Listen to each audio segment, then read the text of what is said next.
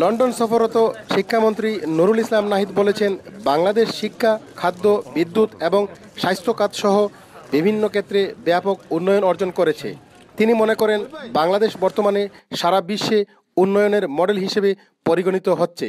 খাদ্যে আমরা স্বয়ংসম্পূর্ণ, আমাদের অবকাঠামো ব্যাপকভাবে উন্নতি হচ্ছে। বিদ্যুৎ বলতে গেলে ছিলই না আমাদের, আজকে আমরা বিদ্যুৎ প্রায় 10,000 মেগাওয়াট উৎপাদন করছি। আমাদের স্বাস্থ্য ক্ষেত্রে দুনিয়ার মধ্যে আমরা সবচেয়ে পিছনে ছিলাম, এখন আমাদের একটা দুনিয়ার মধ্যে আমাদের অগ্রগতির জন্য মাননীয় প্রধানমন্ত্রী সারা বিশ্ব তাকে স্বীকৃত করছে, তাকে পুরস্কৃত করছে।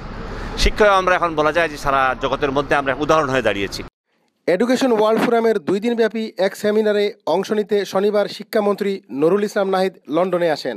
তিনি বলেন, বর্তমান সরকারের সুষ্ঠু পরিকল্পনার কারণে 2021 সালের মধ্যে বাংলাদেশ মধ্য আয়ের দেশে পরিণত হবে।